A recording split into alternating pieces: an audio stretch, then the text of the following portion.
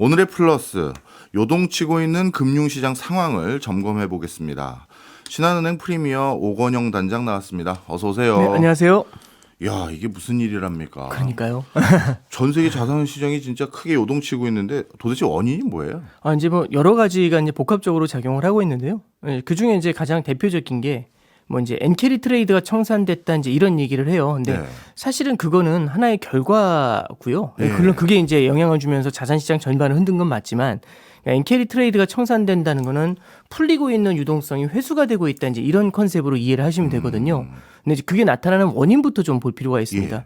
일단 첫 번째는요. 이 경기 침체에 대한 우려가 좀 나타나고 있어요. 특히 미국 쪽으로 해서. 예. 미국의 이제 고용 지표가 안 좋게 나왔고 ISM 제조업이라고 해서 사실 월초마다 이제 발표되는 게 있거든요. 그 제조업 지표하고 고용 지표가 동시에 둔화가 되니까 사실은 서비스업 대비해서도 제조업에서는 사실 이 대량의 고용을 많이 창출해내지 않습니까? 네. 그럼 미국의 고용이 식을 수밖에 없는 거 아니냐? 그럼 미국 경제가 지금의 고금리를 견디기 힘든 거 아니냐? 이제 이런 생각들을 좀 시장이 하게 되는 거죠. 그래서 그렇게 뜨겁던 미국 경제가 이번에는 쉽지 않겠다라고 하는 게 일단 지난주에 미국의 고용 지표를 보면서 시장이 확인을 한 거예요. 네. 근데 두 번째는 뭐냐면 미국이 이제 지난주에 연준이 FOMC를 했고요.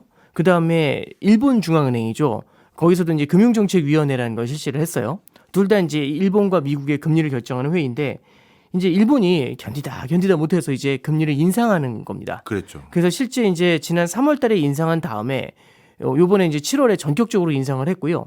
여기서 이제 일본은행이 얘기한 게 조금 의미 있는 포인트들이 좀 몇 가지가 있어요. 그 중에 뭐가 있냐면 이제 일본 금리가 0.25까지 올라왔습니다. 그랬더니 이제 기자들이 질문을 해요. 0.5%를 넘을 수도 있냐 이렇게 이제 물어보는데 그 질문을 한 이유가 일본이 버블 붕괴가 된 다음에 경기가 안 좋았지 않습니까? 그러다가 이제 회복이 되면서 금리 인상을 시도한 적이 두 번이 있었어요. 예. 2000년하고 2007년에 있었는데 네. 둘 다 0.5까지 올렸다가 네. 둘 다 무너졌었죠. 그래서 이거 0.5도 못 견디는 거 아니냐 이제 이런 생각들을 시장이 좀 하고 있는 거죠. 예. 그래서 일본은행 총재한테 질문한 거죠. 0.5 넘길 수 있겠어요? 딱 그러니까 이제 일본은행 총재가 0.5가 한계라고 생각하진 않는다. 그 얘기는 뭐냐면 그 위로도 금리를 올릴 수 있다라고 예. 이제 얘기를 하고 있는 거지 않습니까? 그러니까 이제 시장이 그러면 이번에 좀 맘 잡고 일본이 금리를 좀 많이 올리는 거 아니야? 이런 생각이 드는 거죠. 네. 바다 건너에 이제 미국에서는 FOMC가 있었는데 FOMC에서는 금리 인하를 시사를 해요. 그래서 9월 달부터는 금리 인하가 테이블 위에 올라올 것 같다. 이제 이렇게 얘기하고 있는 거고요. 예. 근데 이제 시장은 저 정도로 금리 인하해서는 안 되고 실물 경기가 둔화되니까 빠르게 인하를 해줘야지. 이제 이런 얘기를 하고 있는 거죠. 예. 이게 사실은 별로 안 좋은 게 뭐냐면 시장이 무너질 때 금리 인하하잖아요. 예. 막 무너져 내리지 않습니까? 밑을 받쳐주는 게 아니라 떨어지고 있는 거를 위해서 어떻게든 끌어올려 보려고 막 노력하는 거거든요. 시장이 안 좋을 때 그렇죠. 금리 안 하면요. 그래서 막 무너져 버릴 수 있으니까요. 이게 별로 안 좋은 형태의 금리 인하라서 네. 연준한테 얘기하는 거죠. 너 실수하는 거야. 이제 이렇게 얘기하고 있는 거죠. 그러면 이제 이거 잠깐 정리를 해보면요. 예. 첫 번째는 경기 침체라는 게 있는 거고요. 두 번째는 이제 일본의 금리 인상이라는 게 있는 거고, 세 번째는 미국의 금리 인하라는 이 세 가지가 같이 존재하는 겁니다. 네. 그럼 여기하고 아까 말씀드렸던 엔캐리가 어떻게 연결되는지를 좀 말씀을 드리면 예. 엔캐리 트레이드라는 거는 뭐냐면 이게 다른 나라하고는 좀 다른 게 일본은 90년대 버블 붕괴가 되면서 이미 제로 금리로 조기에 진입을 했어요. 예. 일본 내에는 성장도 나오지 않고 금리도 낮으니까 일본의 보험사라든지 이제 일본의 금융기관들이 투자할 곳이 없지 않습니까? 뭔가 금리라도 줘야 되고 아니면 성장이 나와야 수익이라도 나잖아요. 그러다 보니까 해외 투자를 되게 많이 했거든요. 해외 투자를 하려면 엔화를 팔고서 달러로 바꿔서 해외에 나가지 않습니까? 그렇게 해서 해외 투자를 해요. 그럼 해외 투자의 동의는 뭘까? 첫 번째는 빌리는 일본에서 돈을 빌려서 나가야 될 텐데 일본의 금리가 낮아야 됩니다. 예. 이게 1번이고요. 두 번째는 그 금리보다 다른 나라의 금리가 높아야겠죠. 그래야 수익을 그렇죠. 거두니까요. 그럼 금리 네. 차를 먹을 거지 않습니까? 예. 이게 2번이고요. 세 번째는 이게 이제 그 엔화가 약세를 보여야 돼요. 그래야지 약세 통화를 팔고 강세 통화를 사는 거지 않습니까? 예를 들어 달러 강세로 간다고 하면 우리 달러 투자하고 싶어지잖아요. 그런 것처럼 엔화가 약세를 보여야 됩니다.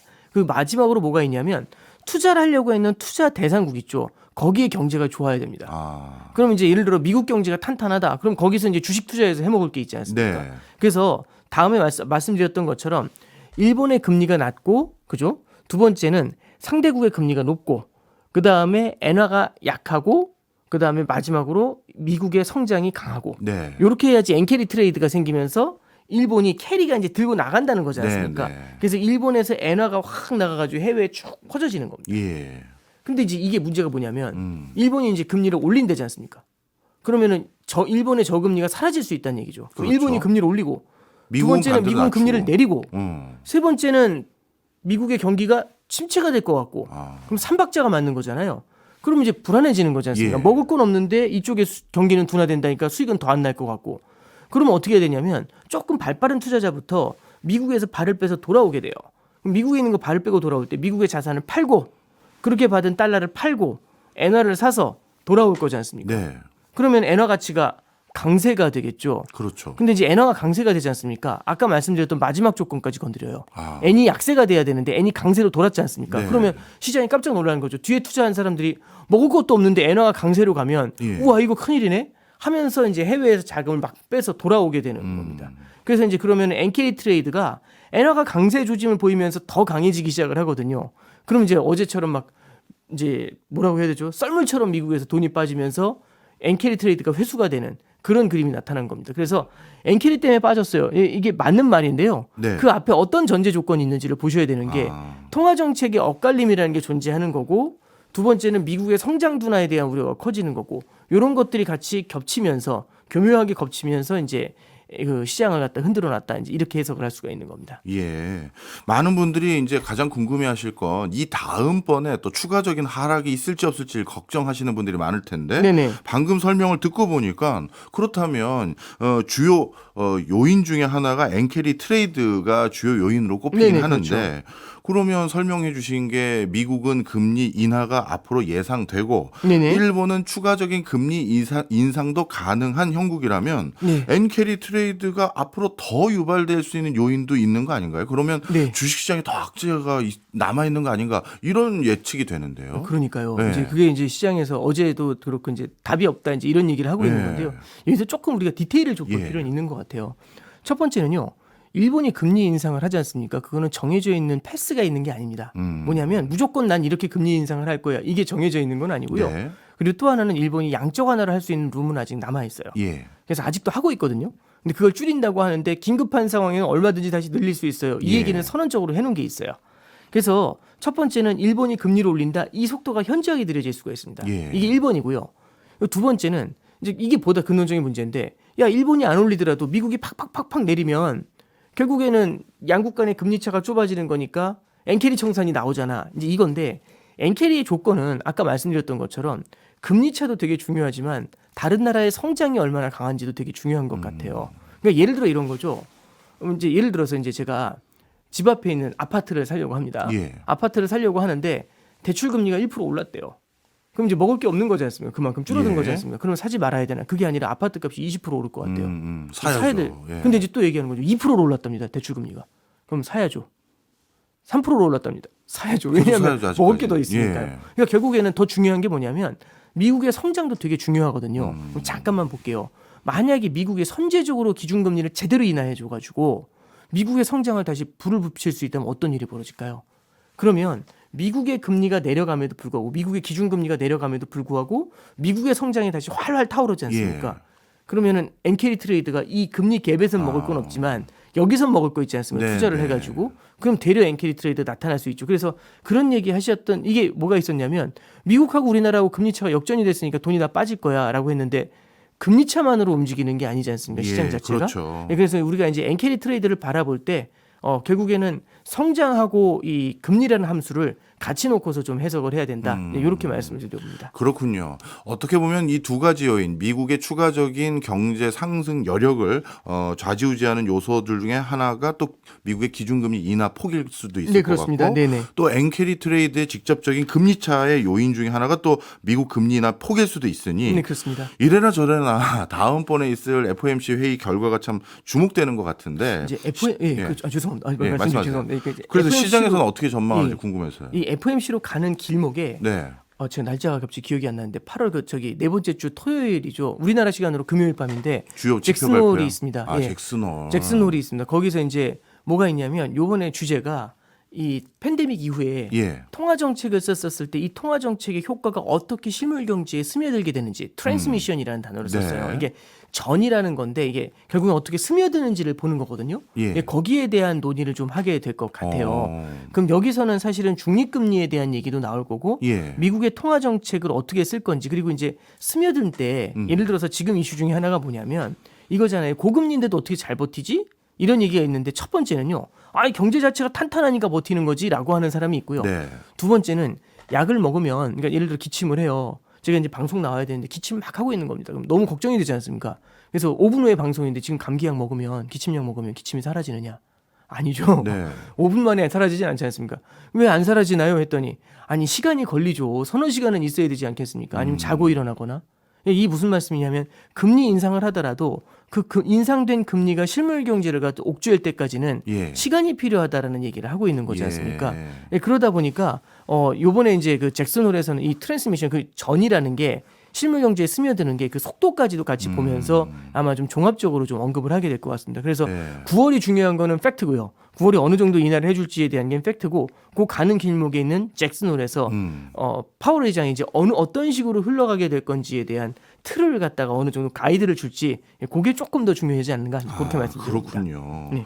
자, 그렇다면 이 두 가지 말씀 주셨던 상황들을 전부 종합했었을 때 금리 인하폭 요즘에는 이제 두 단계 동시에 인하 얘기도 좀 있던 것 같은데 네. 뭐 단장님은 어떻게 보세요? 이제 금리 인하에 대한 얘기가 이제 나오고 있는데요. 저도 이제 말씀을 드릴 게 과거 사례를 한번 좀 보시면은 되게 예. 의미가 있다고 봐요. 이렇게 자산 시장이 크게 무너지지 않습니까? 그럼 자산 시장이 크게 무너졌었던 때가 2000년도에 있었어요. 닷컴 버블이 예. 붕괴될 때였는데 그때 당시 연준 의장이 그린스펀이었어요. 예. 그린스펀이 그래서 어떻게 하냐면 원래는 계속 금리를 올린다고 더 올린다고 하다가 갑자기 어느 순간에서부터가 조용해져요. 그래서 이제 2000년도 5월 달에 빅스텝으로 50bp를 올렸거든요. 그래서 미국 금리가 6.5가 됩니다. 네. 그런 다음에 7.5까지 올릴 거야. 막 이렇게 이제 겁을 줬어요. 시장이 얼어붙었죠. 근데 조금 지나니까 그게 이제 한 8, 9월? 2000년도 한 9월, 10월 되니까 갑자기 금리 더 올린다는 얘기가 쏙 들어가요. 그런 다음에 11, 12월에 그린스펀이 뭐라고 하냐면 자산 가격이 되게 많이 떨어졌는데 이것 때문에 실물 경제의 침체를 가져올 수도 있다. 이런 얘기를 했었어요. 네. 그런 다음에 2001년도죠. 2001년도 원래 1월 말에 FOMC가 있어요. 그때 이제 금리 인하를 할 거다 다들 예상을 했는데 그게 아니라 2001년도 1월 2일 날 긴급 회의를 연 다음에 예. 거기서 50bp 인하를 들어갑니다. 네. 그러니까 이제 그때 자산 가격이 큰 폭으로 하락했었을 때 여기에 대한 대응으로 긴급 금리 인하를 한 적이 있고요. 예. 두 번째는 2007년도였죠. 2007년도 7월부터 9월 사이에 시장이 한번 크게 흔들린 적이 있어요.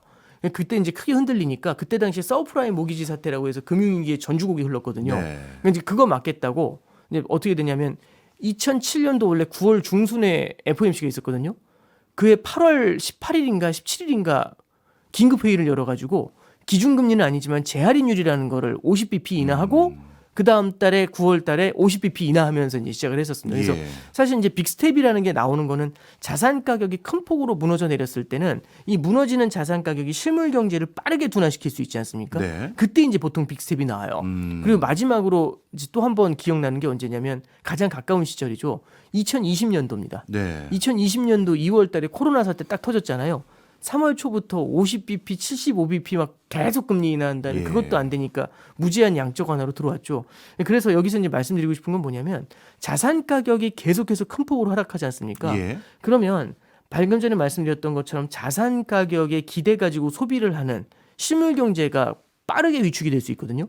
또 하나는 최근에 보면은 빚을 내 가지고 투자하는 사람들도 많지 않습니까? 그러면은 아무래도 이럴 때 빚을 내 가지고 투자를 많이 했는데 자산 가격이 하락해 버리면 그 빚 부담이 한순간에 크게 훅 하고 다가오게 그렇죠. 되겠죠. 그럼 실물 경제를 되게 빠르게 식힐 수가 있어요.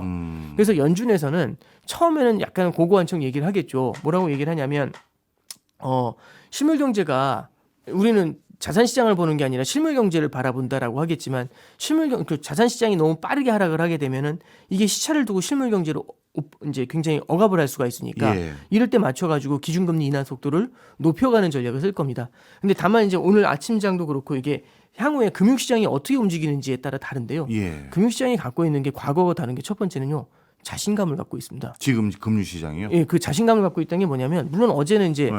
되게 크게 빠졌지만 예. 시장의 마음속에는 여전히 뭐가 남아 있냐면 이제 밀리면 사자. 밀리면 예, 사자. 예, 그렇죠. 이제 그런 기대감들이 여전히 남아 있는 거고 밀리면 더 강한 조치가 나올 수 있는 거 아니야? 그러면서 꿈을 꾸는 거죠. 네. 그래서 지금 사실 올해 지금 연말까지 125bp 금리 인하를 예상. 그러니까 뭐냐면 0.25씩 5번 세트 터지고 네. 내년 말까지 3%까지 기준금리를 인하할 것이다. 이제 이런 얘기를 기대를 갖고 있거든요. 예. 이런 기대를 갖고 있으면 이 앞에 말씀드렸던 야 이때가 기회야라는 그 생각하고 같이 맞물리게 되지 않습니까?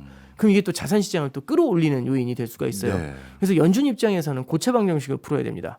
뭐냐면 실물 경제의 둔화를 막기 위해서는 금리를 빠르게 낮춰야 되는데 금리를 빠르게 낮추겠다는 시그널을 주자마자 다시 자산 시장이 뛰게 되면은 자산 시장에 연동돼 있는 실물 경제의 변동폭이 커질 수가 있지 않습니까? 예. 그래서 이제 연준 입장에서는 신중함을 가져가려고 하는 거고요. 그래서 이제 최근에도 나와서 오늘 이제 새벽에 누가 나왔냐면 골스비라는 사람이 있어요. 네. 이 사람이 파월의 복심이라고 하는 사람이거든요.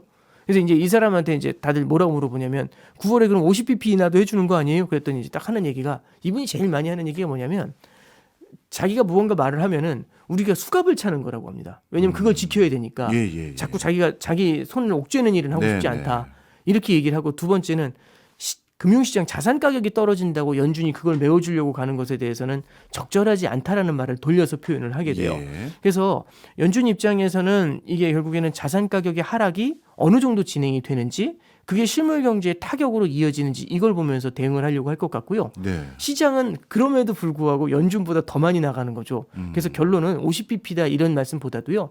시장이 기대하는 것보다는 조금 적게 하게 될 것 같습니다. 예. 왜냐하면 시장이 앞서 나가는 경향이 분명히 있거든요. 예, 그렇게 생각을 하고 있습니다. 네. 근데 이것도 좀 궁금하긴 합니다. 우리나라 중앙은행에서는 제가 아는 바에 따르면 코스피를 비롯한 증시의 어떤 지표상의 변화는 참고 자료일 뿐이지 기준금리를 정할 땐 실물 부분의 여러 가지 그렇죠. 지표들을 훨씬 더 가중치를 두거든요. 네, 그렇죠. 근데 미 연준 같은 경우 예를 들어서 주가가 하루에 이렇게 뭐 10%에 준하는 수준까지 빠졌다고 한들 네네. 뭐 며칠 뒤에 또 다시 우리 뭐 엔비디아가 대표는 아니겠지만 하여튼 엔비디아만 하더라도 급락했다 급등한 게 요 근래의 행보였지 않습니까? 네, 그렇죠. 그럼 불과 다음 주에는 다시 급등할 수도 있는 건데 이 기준금리를 이렇게 자산 시장의 변동만 가지고 결정을 할까요? 아, 네, 이제 되게 중요한 질문을 해주셨는데요. 예, 원래는 자산 시장을 보면서 기준금리를 결정하면 안 됩니다. 그렇죠. 왜냐하면은 소비자 물가라는 거는 그래서 소비자 물가를 볼 때도 뭘 빼냐면 식료품 가격하고 그다음에 유가를 빼지 않습니까? 왜냐하면 얘네들은 변동이 크니까 네. 얘네들 변동을 따라가면 중동 전쟁하면 올리고 중동 전쟁 끝나면 내리고 이럴 수는 없지 않습니까? 그렇죠. 항공모함을 돌려야 되는데 근데 자산 시장은 변동성이 워낙 높다 보니까 자산 시장을 타겟으로 해서 움직이면은 낭패를 보게 되거든요. 예. 그럼에도 불구하고 과거하고 좀 달라진 게 있습니다. 이게 뭐가 달라지냐면 일단 첫 번째는 그거 같아요. 우리는 일반적으로 소득이 생긴다는 얘기를 볼 때 소득의 급여소득이 굉장히 많지 않습니까? 예. 급여소득이나 사업소득. 그럼 예를 들어서 볼게요. 이번 달에 100만 원 월급을 받았습니다. 그런데 이번 달에 주식 투자해가지고 100만 원을 벌었어요. 예. 그럼 두 개가 같은 소득일까? 다르죠. 다르죠. 왜 다르냐면 급여는 다음 달에도 받을 거지 않습니까? 예. 근데 자산 시장에서 주식 투자해서 다음 달에도 100만 원을 벌 수 있을까요? 이건 그건 모르죠. 일반적으로 우리가 꽁돈이라고 생각하잖아요. 그렇죠. 그럼 이제 어떤 게 되는 거냐면 사람이 이 급여소득으로 받는 건 항구적으로 항상소득의 개념으로 들어오게 되지 않습니까? 예. 항상소득은 소비로 연결이 돼요. 예.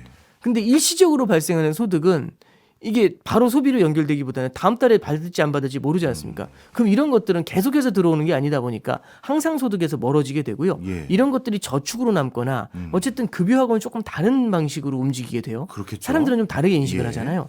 근데 그럼 이제 여기서의 가장 큰 차이가 급여하고 투자의 차이가 뭐냐면 항상 소득이 아니라는 거지 않습니까? 네. 근데 만약에 투자 소득이 항상 소득이라면 어떻게 될까? 이 생각을 해보는 거죠. 아. 주식은 영원히 오른다. 계속해서 오른다. 예. 그리고 더 오른다. 그럼 이- 거기에 맞춰서 소비까지 하겠죠. 그렇죠. 예. 그러니까 그게 어떤 시점에 발생할지 모르지만 예. 예를 들어 주식시장이 계속 올랐다고 해보죠. 10년, 15년 오르고요. 예. 앞으로도 계속 오를 것 같고요. 예. 영원히 오를 것 같아요. 왜냐하면 시장이 더 커질 것 같고. 음. 그러면 계속해서 오른다는 생각이 들면 이걸 담보로 해서 사람들은 소비를 늘릴 수도 있지 않습니까? 그렇죠. 그래서 이제 최근에 보면은 미국에서도 이 자산 시장, 자산 가격에 연동해 가지고 사람들이 소비하는 경향들이 좀 늘어나는 것 같아요. 왜냐하면 너무 그래요. 오랫동안 상승이 이어져 왔고 예. 우리나라에서도 미국은 그냥 투자하면 오르는 거다. 이 생각이 점점 더 강해지지 않습니까? 그러면 이제 뭐냐면 빚을 내면서도 투자를 할 수가 있겠죠. 계속 오른다고 생각을 하면. 네. 그럼 빚도 많이 들어가고 꾸준히 오른다는 인식도 생기고 이걸 담보로 해서 소비를 많이 했다고 가정을 하면 만약 자산 가격이 깨졌을 때는 빚의 부담도 굉장히 커지게 되고 예. 그다음에 이제 소비도 급격하게 위축이 되면서 실물 경제가 식어버리는 속도가 되게 빨라질 수가 있지 않습니까? 물론 그러지 않을 수 있지 않습니까? 이럴 수도 있지만 연준 입장에서 봤었을 때는 실물 경제가 너무 빠르게 위축이 되는 거는 원하지 않을 거예요. 네. 그러면은 연준도 따라가면서 금리 인하를 해주거나 뭔가 받아줘야 되지 않습니까? 그래서 연준이 원래는 자산 가격을 타겟팅하는 거는 맞지 않지만 이제 점점 더 이 자산 시장이 실물 경제에 미치는 영향이 더 커지면서 연준이 자산 시장 역시 신경을 쓰게 되는 시점으로 조금씩은 더 오게 되는 거 아니냐 그런 생각이 들고요. 그것 때문에 코로나 당시에도 자산 가격을 끌어올릴 수 있을 만큼 돈을 어마어마하게 풀었던 거죠. 물론 표면적으로는 그렇게 얘기는 하진 않지만 내심에서는 자산 가격을 상당히 신경을 쓴다. 이렇게 볼 수는 있을 것 같습니다. 네, 알겠습니다. 네. 앞서서 금리 차가 전 세계적으로 어떤 편차를 보일지 이것도 중요한 요소지만 무엇보다 중요한 것은 미국의 경기가 좋아서 먹을 게 많으면 돈은 다시 글로 가게 되어 있다. 이 말씀 주셨지 않습니까? 네네.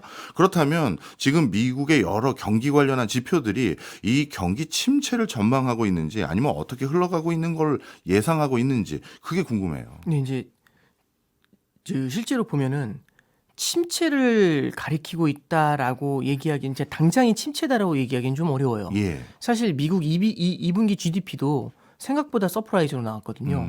그래서 미국 경제가 지금 이미 위축이 됐다 이렇게 평가하기는 조금 어려운 면은 분명히 있습니다만 예.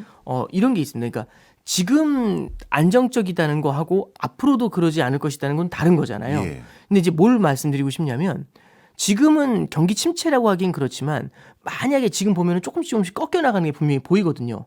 그럼 이게 만약 더 이어지게 됐었을 때는 미래에는 경기 침체를 가리킬 수가 있겠죠. 예. 그러니까 우리는 결국엔 점수가 학생이 너무 잘하던 학생이 점수가 계속 떨어지면 야 이거 이제 큰일 났네. 이제 이런 생각을 할 수가 있고 되게 큰 걱정을 하게 되는 거지 않습니까?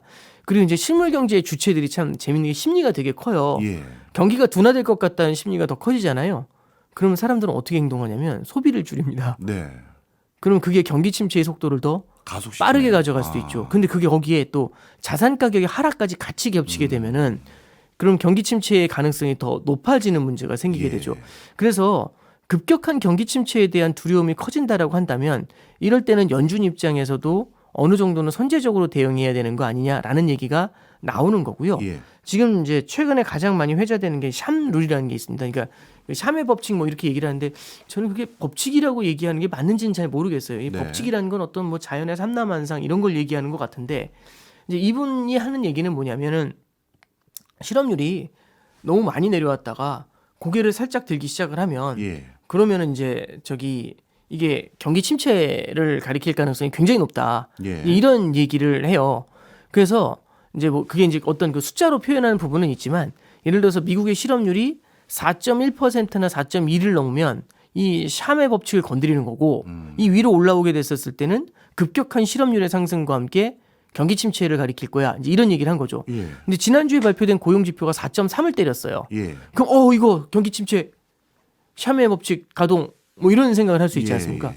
근데 이제 이게 샴의 법칙이라는 게 사실 경험적으로 지난번 한 7, 8번의 패턴을 보니까 그런 패턴이 공통적으로 나타났다는 거지 그게 100% 성립이 되는 공식은 아닙니다. 예. 그리고 이제 두 번째는요. 비슷한 얘기로 장단기 금리 역전이 되면 실물 경제가 어김없이 침체가 된다. 근데 침체가 된 지 한 2년 가까이 지났거든요. 근데 아직까지 침체가 오진 않았어요. 역전된 지가 2년 예, 정도 그렇죠. 지났는데. 역전이 된 지가 2년이 예. 지났는데 아직까지 이제 침체가 오진 않았거든요. 그래서 이제 이유를 여러 가지로 분석을 해보니까 이런 게 있습니다. 뭐냐면은 이게 단기 금리하고 장기 금리가 있는데 일반적으로 미국의 은행들은 단기로 자금을 조달해서 장기로 대출을 해줘요. 예. 근데 이게 단기 금리보다 장기 금리가 높으니까 단기로 빌려와서 대출해주면 장기에 높은 금리를 얻게 되니까 이 이자의 마진 이게 예대 마진이거든요. 예. 이걸 먹을 수가 있거든요. 근데 이제 문제는 뭐냐면 이게 뒤집어졌잖아요. 예. 단기가 장기보다 금리가 높으면 높은 금리에 예금 땡겨서 낮은 금리에 대출해주면 은행들이 마진이 안 생기죠. 예. 그럼 은행들이 대출을 해줄 이유가 없지 않습니까? 그럼 실물 경제에 대출이 줄어들게 되면서 실물 경제는 침체가 올 거야. 이런 로직이거든요. 네. 근데 이제 하나 말씀을 드리면 요즘은 기업들도 그렇고 자금을 조달할 때 은행을 통해서 조달하는 경우들도 있지만 은행 이외에 자본시장에서 조달하는 경우가 훨씬 더 많아졌죠. 네. 자본시장이 워낙에 뜨거워지다 보니까. 그래서 기업들도 IPO 같은 거 하고 그 회사채 발행하고 은행을 통하지 않고 직접 금융시장에 나가서 직접 자금을 조달해 오지 않습니까? 예. 이쪽 시장이 호황이다 보니까 은행들이 좀 고전을 하더라도 다른 데서 자금을 충분히 조달할 수 있었거든요. 그러니까 이게 과거하고 달리 이 뭐라고 해야 될까요? 장단기 금리 역전이라는 게 워킹하지 않았던 거지 않습니까? 그렇네요. 이 샤메 법칙도 마찬가지인데요. 실업률을 볼 때 실업률이 올라가는 이유가 수요가 깨지면서 올라가면은 분명히 맞아요. 예. 근데 지금 일자리에 대한 수요가 많이 줄어드는 게 아니고요. 되려 이민이 늘면서 공급이 너무 많이 늘어납니다. 그럼 이건 조금 다른 얘기잖아요. 또 하나는 예. 경기가 좀 나쁘지 않을 것 같으니까 원래는 일을 하려고 하지 않았던 사람들이 일자리로 돌아오거든요. 예. 그러면은 갑자기 실업률이 올라가겠죠. 왜냐하면 원래는 이 일을 하려는 사람들 중에서 얼마나 많이 채용이 돼 있냐가 실업률이잖아요. 근데 그렇죠.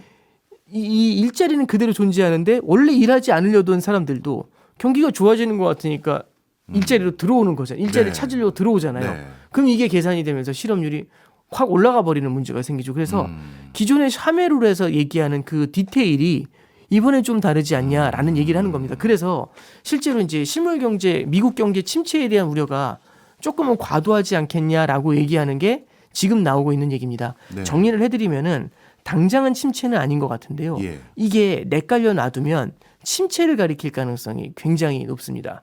그래서 이 침체를 가리킬 가능성을 바라보면서 전일 금융시장도 그렇게 요동을 쳤던 거고요. 예. 엔캐리 트레이드까지 겹치면서 청산까지 겹치면서 근데 이게 이 실물 경제의 패스가 어떻게 되느냐가 앞으로는 되게 중요할 것 같고요. 여기서 한 가지 우리가 꼭 유념하셔야 될 게 뭐냐면 옛날에는 경기가 좋으면 주가 오르고 경기 안 좋으면 돈 푸르니까 오르고 이렇게 생각을 하셨지만 네. 이게 그 경기 안 좋으면 돈 푸니까 오르고 이게 워킹하지 않을 수도 있다. 요걸 조금 우리가 기억을 해두실 필요가 있을 것 같습니다. 네. 그다음에 이번에 일어난 현상 중에서 또 특이한 것 중에 하나가요. 이렇게 금융시장의 불안전성이 높아지고 하면 대표적인 안전자산인 달러로의 회귀 뭐 이런 것들을 많이 기대하게 되는데 이번에 달러 가치는 오히려 어떻게 변화되는지 이것도 궁금합니다. 이제 어제 보면은 많은 분들이 질문해 주셨던 게 뭐냐면 주가가 크게 빠지면 보통 달러가 뛰어야 되거든요. 네. 근데 어제 달러가 빠졌어요. 음. 그러니까 환율이 막 1,350원대로 빠지고 그러더라고요. 그러니까 이거 이상하지 않냐. 이제 그렇게 이제 질문 주셨던 분들도 있는데 이게 그 2010년대 들어와서 좀 독특한 현상인 것 같아요. 기존에는요. 이게 달러가 약세 기조를 보일 때 위기가 찾아오잖아요. 그럼 어김없이 달러가 위로 탁탁 튀었습니다. 예. 근데 이게 왜 그랬냐면 그때 당시에 달러가 약세를 보였던 이유는 미국의 성장보다는 다른 국가의 성장이 셌기 때문에 그래요. 예. 그러면 이제 실물 경제 침체가 오면 다른 국가의 성장이 깨지니까 안전한 미국 쪽으로 그래도 미국밖에 없어 하면서 미국으로 돈이 몰리니까 달러가 뛰는 거였거든요. 예. 근데 지금은 보면은 어떤 일이냐면은 전 세계가 미국으로만 돈이 몰려가 있습니다.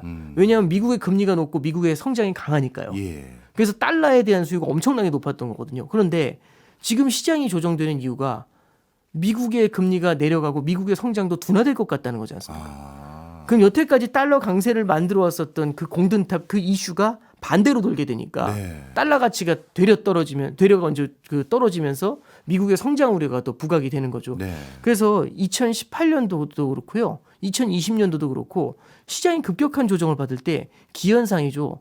달러는 약세를 보이는 일들이 종종 나타나곤 합니다. 그래서 우리가 무슨 이제 무조건 법칙처럼 무조건 위기가 찾아오면 달러가 뛸 거야. 이제 이 위기 초기에는 이런 모습들이 나타나는 경우가 예. 있고요. 그럼에도 불구하고 아주 궁극적인 위기의 클라이맥스까지 가잖아요. 예. 그럼 사람들은 달러 현찰만 원합니다. 아, 그래요. 왜냐하면 그 많은 달러 부채를 청산해야 되니까. 어. 그럼 그때는 달러가 또 다시 한번 힘을 쓰게 되는 예. 그런 일이 벌어질 수 있죠. 네. 네. 알겠습니다. 어떻게 보면 지금 말씀 주셨던 여러 내용들은 지금 자산 시장이 불안전했었을 때 1년에 일어날 수 있는 여러 내용들을 하나하나 저희한테 아주 쉽게 설명해 주셨는데요. 자, 그렇다면 이 자산 시장의 불안전성을 이제 봉합할 수 있느냐 이것도 궁금할 것 같아요. 아, 예. 현재 미국 정부나 연준은 이런 불확실성에 충분히 대응할 수 있는 여지들이 충분히 있습니까?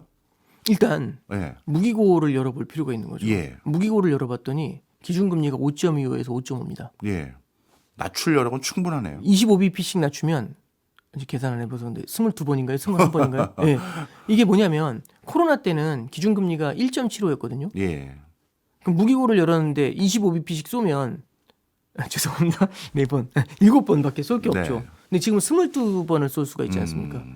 그럼 무기는 좀 많은 편이죠. 네. 그럼 쓸 수 있는 카드는 많습니다. 네. 그래서 사실상 만약에 실물 경제 침체됐는데 0%까지 낮추겠다라고 하면은 이거는 그래도 170 이제 1.75에서 낮추는 것보다는 효과가 아무래도 더 크겠죠. 네. 그래서 연준에서 쓸 수 있는 카드가 기존에 비해서 금리를 많이 올려놨기 때문에 쓸 수 있는 카드가 많다라는 게 첫 번째고요. 근데 이제 두 번째 문제는 뭐냐면 앞서 말씀드렸던 것처럼 어설프게 금리를 계속 찔끔찔끔 내리잖아요. 예. 그러면 실물 경제가 잡히질 않으니까 금리를 계속 내려야 되는 문제가 생겨요. 그러면 시장 금리는 국채 금리는요 미리 내려가 버리거든요. 아. 그러면 이 일본하고의 금리 차가 좁혀지지 않습니까? 네. 그럼 엔캐리 트레이드가 나올 수가 있어요. 네, 네. 성장도 둔화되고 금리도 낮아지니까.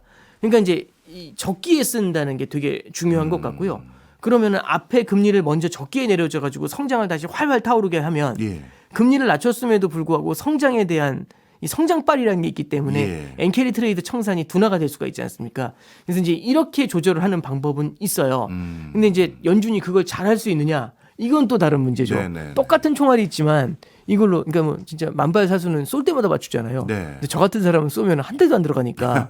그러니까 이제 그걸 적기에 제대로 쏠 수 있냐는 또 다른 이제 질문이 될 수가 있는 거고요. 네. 그래서 이제 연준이 향후에 행보를 좀 볼 필요가 있는데 야 그러면 연준이 팍팍 낮춰주면 되잖아. 이게 연준도 좀 사연이 있어요. 예. 뭐가 있냐면 이제 인플레가 잡히려고 하고 있잖아요. 예. 그래서 4년 동안 싸웠는데 이제 잡히려고 하지 않습니까? 근데 여기서 이제 만약에 돈을 너무 많이 세게 풀면 아. 그래서 성장이 또 너무 활활 타오르게 되면 다시 인플레를 자극할 수 있다. 다시 자극할 수가 있죠. 근데 이제 마치 야구로 보면 저는 되게 느린 공을 던지는 투수예요. 예. 잘 던지는 변하고 잘 던지는 느린 네. 공이에요. 근데 1루에 주자가 하나 나가 있는데 도루왕입니다. 네. 그럼 느린 공 던지면 도루 할 거지 않습니까? 그렇죠. 그럼 던져야 될까요? 말아야 될까요? 그러니까 이게 되게 그런 고민이 되잖아요. 고민이군요. 그럼 뭐 해야 되냐면 예. 자꾸 옆에 보면서 견제구 던지잖아요. 네. 답답할 정도로. 그래서 이제 연준이 앞에다 대고서 세게 던져야 되는데 이게 세게 던지려니까 저 주자가 계속 신경 쓰이는 거죠. 인플레이션이라는 주자가. 그래서 이제 참 어려운 이 고차 방정식을 풀어야 되는 그런 상황이죠. 그래서 여력은 있다. 다만 그 여력을 어떻게 쓰는지가 더 중요한 거고 그리고 그 여력은 있지만 그 발목을 잡는 인플레이션이라는 놈이 있다. 예, 그러면 예전처럼 과감하게 움직이기가 쉽지는 않을 것 같습니다. 네. 네. 뭐 연준의 총알은 충분하다 말씀 주셨고요. 그리고 그 과정에서 적중하는 게 더 중요하다 말씀 주셨다면 이제 정부는 어떻습니까? 정부는 어떻게 보면 그동안 재정 적자가 누적돼서 경기 침체를 방어할 수 있는 수단이 좀 적은 거 아닌가요? 네, 이게 맞는 말씀인데요. 보통 일반적으로 재정 적자라는 거는 이제 뭐 교과서에 나오는 것, 뭐 교과서가 맞다는 건 아니지만 일반적으로 경기가 좋을 때는 세수를 늘려가지고 재정을 쌓아놓고 예. 경기가 안 좋을 때 이 쌓아놓은 돈을 풀어서 받쳐주고 네. 또 경기가 좋아지면 세금을 이렇게 가야 되잖아요. 예. 근데 미국이 이제 지난해 보면은 미국의 성장률이 엄청 높았는데 재정 적자가 어마어마했어요. 그렇죠. 그러니까 결국에는 성장이 나오고 있을 때 재정 적자를 늘린 거거든요. 예. 특히 2020년대 이후에는 그러면 과거하고는 좀 다른 패턴이지 않습니까? 그러면 호황일 때 적자 쌓이고 불황일 때 적자 쌓이고 적자가 너무 커졌잖아요. 예. 그럼 나중에 불황일 때 쓸 돈이 없어지는 문제가 생길 수가 있죠. 너 앞에 너무 많이 땡겼어서. 예. 그럼 빚을 무한대로 늘리면 되잖아. 근데 빚을 무한대로 늘렸을 때는 어떤 문제가 생길 수 있냐면 채권 시장에서는 자경단이라는 친구들이 있습니다. 예. 이 자경단이 뭐 이제 그게 그 개념 자체 중요한 게 아니라 야 이거 답 없이 돈 쓰겠는데 이 생각이 들 수가 있잖아요. 그러면 이때는 채권의 공급, 그러니까 뭐냐 국채의 공급이 늘어나게 되니까 예. 시중의 돈을 국채가 다 빨아들여 가죠.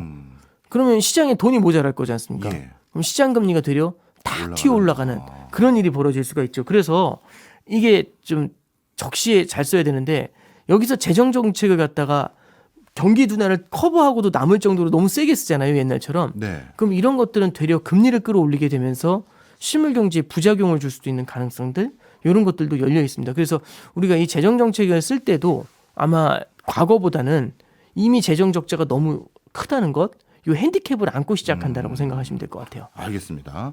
그리고 또 한 가지 특이한 현상 중에 하나가요. 어제 오늘 다 합쳐서 뭐 미국을 비롯해서 한국, 일본, 대만, 유럽까지 모든 증시가 폭락에 가까운 하락을 보였는데 유달리 중국 증시는 잘 버티더라고요. 아, 예. 이건 어떻게 해석해야 돼요? 참고로 말씀드리면 중국 증시가 올라온 게 없습니다. 지난 10몇 년 동안 올라온 게 없고요. 예. 예, 그게 제 기억에 3천까지 올라온 게 2011년도인가 12년도 이미 3천까지 올라왔거든요. 네. 근데 여태까지 거의 계속 횡보만 했고 크게 올라온 건 없었죠. 예. 그 이제 두 번째는 뭐가 있냐면 중국은 자본시장이 좀 닫혀 있죠. 예, 그러다 보니까 환율의 움직임도 다른 나라하고 연동되거나 그러진 않았던 면은 분명히 있는 것 네. 같고요. 세 번째는 요거는 이제 우리가 좀 지켜봐야 될 부분인데 중국이 결국에는 경기 부양을 한다고 했을 때 경기 부양을 해도 제일 큰 문제는 뭐냐면 중국이 금리를 낮췄을 때 미국의 금리가 높으면 그러면은 성장도 약하고 금리도 낮은 중국에서 자금이 미국 쪽으로 흘러갈 수가 있지 않습니까? 예. 그런 부작용이 충분히 생길 수가 있어요. 그러면은 중국 입장에선 경기 부양을 할 때 엄할 때 하면 돈이 다 빠져나가잖아요. 예. 효과도 없고. 그럼 언제 효과가 가장 좋을까 생각을 해보면 이럴 때가 있죠. 뭐냐면 미국의 성장이 둔화가 되고 금리도 낮아질 때. 예. 그럼 여기서 부양을 하고 중국의 부양을 하고 성장이 나오게 되면 훨씬 효과가 좋겠죠. 그렇죠. 그럼 오히려 자금이 들어올 수 있지 않습니까? 그래서 중국 같은 경우도 약간은 이제 경기 부양에 대한 카드를 만지작 하게 되지 않겠는가 이제 그런 얘기는 하고 있습니다. 그래서 지금 이제 말씀드리고 싶은 거는 첫 번째는 중국의 이제 금융시장이 좀 잘 버틴 이유는 오른 게 없다라는 거 하고 네. 미국하고는 조금 다른 움직임을 보여왔었다라는 것. 그래서 저쪽에서의 충격이 엄청난 빚을 내서 하는 투자가 중국 쪽에는 크지 않았다라는 것. 이게 이제 상대적으로 좀 양호한 흐름을 보이는 요인이 됐었던 것 같고요. 네. 오히려 만약에 미국의 성장이 휘청했었을 때는 중국이 조금 더 무언가 자기의 성장을 끌어올릴 수 있는 그런 동력을 한번 가동해 보려고 하는 노력을 할 수도 있다. 이렇게 생각하시면 좋을 것 같습니다. 미국의 성장이 휘청했었을 때 중국이 자신들의 성장 동력을 더 가동시킬 요인이 더 생길 수 있다 말씀 그렇습니다. 주셨는데 네. 그렇다면 그게 중국의 중앙은행이 추가적인 금리 인하를 더 전폭적으로 할 가능성도 있다. 이렇게 저희가 해석해도 될까요? 금리 인하보다는요. 예. 제가 봤을 때는 금리는 꾸준히 좀 내리고 있어가지고요. 이미 중국의 국채금리 10년짜리가 2.3, 2.4밖에 안 돼요. 예. 그러면은 그 일본 장기 금리보다도 오히려 낮아진 적이 있었거든요. 예. 며칠 동안 이제 일본 금리가 내려와서 다시 역전이 되긴 했지만 그럼 중국의 금리는 좀 상당 부분 낮아져 있어요. 그럼 이때는 이제 중국이 쓸 수 있는 전략이 재정 지출 같은 거를 늘릴 수가 있겠죠. 예. 예를 들어서 부동산의 하방을 방어하면서 금융시장 개방을 한다든지 이런 정책들을 좀 구사를 할 수가 있겠죠. 물론 이제 어떤 형태로 나오게 될지는 조금 더 지켜봐야 되겠지만 중국이 결국에는 금리 인하 이외에 있는 전략들도 좀 구사를 할 수 있다. 예를 들어 위안화 절상을 고민해 볼 수도 있고요. 네. 참고로 어제 같은 경우도 위안화 꽤 많이 절상이 됐었습니다. 네. 자산 시장을 이제 예측하는 데 있어서 유동성이라든가 금리라든가 이제 금융시장적인 요인도 중요하지만 결국은 또 실질적인 실물 경제가 튼튼하면 그렇죠. 네. 다시 금방 회복되는 거 아니겠습니까? 네, 그렇습니다. 네. 그런 관점에서 제가 또 걱정되는 게요. 우리 글로벌 금융위기 때는 사실 전 세계가 빠르게 다시 회복할 수 있는 모멘텀이 됐던 게 중국이 네. 소비해주고 투자해줘서 네네. 그 덕분에 또 빠르게 살아났던 것들이 있는데 지금 코로나19 이후 참 어중간해지고 추가적인 성장을 기대하기 어려워지고 있는 지금 상황에서 어디가 예전처럼 중국 같은 역할을 해줄 것인가를 봤을 때 잘 안 보여요. 맞습니다. 좀 전에 말씀 주신 것처럼 중국은 생각보다 경기가 안 좋아서 금리도 못 올리고 있고 오히려 더 낮추고 있는 추세에 가깝고 미국 같은 경우가 그나마 좀 괜찮아서 여태까지 우리가 버텨왔다 해도 과언이 아닌데 미국마저도 지금 경기 관련 지표가 물론 너무 우려할 상황은 아닙니다. 찬찬히 설명해 주셨지만 그래도 예전보다 숫자가 나빠진 건 사실이니까요. 네, 그렇죠. 예. 그렇다면 전 세계적으로 내년부터 우리가 도대체 어디서 실질적인 성적표를 거둘 것이냐 어떻게 해석하세요? 그러니까 저도 그 부분은 사실 제일 큰 고민이에요. 예. 뭐냐면은 과거에는 비행기가 날 때 더블 멀티 엔진이죠. 예. 엔진이 여러 개가 있는 겁니다. 그러니까 미국이라는 엔진도 있고 신흥국이라는 엔진도 있고 예를 들어 유럽이라는 엔진도 있었으면 미국이라는 엔진이 휘청할 때 비행기가 기울어지는 문제는 있지만 그래도 날아가잖아요. 예. 근데 지금은 뭐냐면 다른 엔진들은 다 멈춰 있는 거나 다름없고 미국이라는 싱글 엔진이 엄청나게 강해서 이 비행기가 이게 기울어져 가지고 이상한 모습으로 날아가고 있는 네. 거거든요. 돈은 다 미국에 쏠려 있고. 예. 근데 이제 싱글 엔진으로 날아갈 때 제일 큰 문제는 그 싱글 엔진이 멈췄을 때 충격이 그냥 추락을 해버린다는 문제가 그렇죠. 생기는 겁니다. 그래서 이제 미국 경제의 둔화가 제일 큰 리스크가 되는 거거든요. 예. 그러다 보니까 이제 어제 미국의 실업률 하나만으로 막 엔캐리 트레이드 청산이 되고 난리가 나는 이유도 이제 그런 것들에 대한 예고편을 보여주는 예. 거다. 이렇게도 해석을 할 수가 있습니다. 근데 이제 말씀해 주셨던 것처럼 무언가가 멀티 엔진 중에 다른 게 나타나 줘야 되잖아요. 비슷한 케이스가 2000년도였던 것 같아요. 그때도 전 세계 다 안 좋을 때 미국 성장만 있었거든요. 닷컴 버블과 함께. 닷컴 버블이 깨졌을 때 그리고 9.11이 터졌을 때 끝났다. 네. 그래서 2001년도 2년도에 그 연간 전망을 보잖아요. 되게 글루미해요. 그냥 그 연간 전망을 보는 제목부터 일단 좀 되게 좀 뭐 이러고요. 네. 읽는 내내 힘이 안 나요. 아. 이건 다 끝났어. 좋을 거 아무것도 없어. 모두 안 좋고 모두 안 좋고 모두 안 좋고. 예. 그냥 다 안 좋대요. 네. 근데 이제 그때 이제 뭐가 나오냐면은 중국이 이제 그 WTO에 가입을 하게 되죠. 네. 그러면서 이제 중국의 성장이 이제 새롭게 시작이 된 겁니다. 그래서 이제 중국의 성장하면서 새로운 성장 스토리를 신흥국에 쓰게 됐던 게 2000년대였죠. 예. 그래서 2000년대에는 사람들이 미국 투자 안 했어요. 음. 성장의 중심에 있는 중국을 비롯한 브릭스 국가들, 예. 이머징 국가들의 투자를 많이 했었죠. 그래서 2000년도, 2001년도 당장은 보이지 않지만 그때 이제 무언가 굉장히 힘들게 되면은 글로벌 경제에서는 공조라는 걸 통해서 새로운 성장을 할 수 있는 성장의 축을 찾게 마련입니다. 예. 그래서 어딘가를 좀 다시금 찾게 되지 않을까 그 생각을 그 기대는 좀 하고 있습니다. 네. 말씀 주신 부분이 있으니까 제3세계 국가도 좀 말씀을 나누려고 하는데요. 2000년 초반에 WTO에 중국이 가입하고 난 뒤에 네. 중국이 본격적인 성장을 하니까 여러 원자재 써야 되고 원자재 네. 조달 받아야 되니 그 힘발로 아프리카 국가들, 중남미 국가들이 급성장하고 또 네. 안정적인 기조를 가지는데 큰 견인이 됐던 게 사실 아니겠습니까? 예, 그렇죠. 그런데 지금은 이제 이 중남미 국가들에게 그 어마어마한 원자재를 사줄 만한 바이어들이 또 똑같이 안 보이거든요. 아, 네네. 그런데 중국이나 미국이나 뭐 우리나라 같은 경우까지도 그나마 견실하게 버틸 수 있는 사람들이니까 네네. 그나마 버틸 수는 있는데 네네. 지금같이 세계 경제가 불확실성이 높아지고 그리고 성장 모멘텀이 점점 잦아들게 되면 중남미 국가나 신흥국들, 아프리카 국가도 마찬가지고요. 여기는 충격이 더 커지는 거 아닌가요? 참고로 말씀드리면 지난 2, 3년 동안은 멕시코하고 브라질 경제가 나쁘지가 않았어요. 예. 그래서 멕시코 페소하고요. 예. 브라질 헤아라 같은 경우는 지난 2년 동안 달러 대비 강했거든요. 예. 그러니까 이게 무슨 얘기냐면 원 달러가 엄청 올랐잖아요. 그러니까 달러가 셌어요. 예. 근데 그 센 달러보다도 헤아라하고 페소아가 더 셌다는 얘기잖아요. 그러면은 중남미 국가들이 엄청나게 셌던 거죠. 왜냐하면 미국의 성장을 위시해가지고 그 주변에서 IRA 같이 이제 뭐냐면은 프렌드 쇼어링이라고 하나요? 예. 그래서 그쪽으로 자본들이 많이 유입이 됐었던 네. 면이 굉장히 강했던 겁니다. 네. 근데 최근에 보면은 특히 어제 같은 경우는 원 달러 환율로 내렸잖아요. 네. 워낙 강세였는데 예. 페소하고 헤아라는 치솟았어요. 둘 다 안 좋았어요. 예. 그러니까 이게 뭐냐면은 결국에는 성장의 축이 바뀔 수 있다는 거고 중남미 같은 경우 특히 이제 미국 경제에 대한 성장 의존도가 굉장히 높았던 신흥국 같은 경우는 네. 그리고 부채가 많은 경우 이런 케이스는 고전을 할 수가 있죠. 그래서 아마 신흥국 내에서도 분명히 차별화가 나타날 거라고 보고요. 그게 뭐가 될지는 모르겠지만 새로운 성장의 축이 생겨났었을 때 미국 이외에서 새로운 성장의 축이나 성장의 아이템이 생겨났었을 때는 그 아이템에 좀 많이 연관이 돼 있는 그런 형태의 뭐 서플라이 체인이라고 하나요? 네, 네. 그런 형태의 국가들 신흥국 중에서 그런 쪽에 조금 좀 동력이 좀 생기지 않을까 싶고요. 네. 저는 좀 최근에는 이제 신흥국 중에서도 말씀드렸었던 것처럼 중국도 중국이지만 중국은 이제 워낙에 이제 무역 전쟁의 규제를 많이 받지 않습니까? 예. 중국 이외에 이제 동남아라든지 이런 쪽에 있는 지역들에 있는 신흥국들 이런 국가들이 미국의 성장이 만약 둔화가 됐었을 때 그리고 달러가 약세가 됐었을 때 새로운 성장의 동력으로 작용해 주지도 않겠는가 이제 그런 생각도 같이 해보고 있습니다. 네. 마지막으로 우리나라 상황 여쭤보겠습니다. 네네. 지금 같은 상황들을 전부 종합했었을 때 한국은행의 기준금리 기조 어떻게 바뀔까요? 이제 만약에 자산 시장이 저렇게 크게 무너지고 이게 부동산 시장까지 같이 건드리게 돼서 예. 부동산 시장도 조용해지잖아요. 그러면 이 케이스에는 한국은행이 기준금리 인하를 할 수 있는 룸이 생깁니다.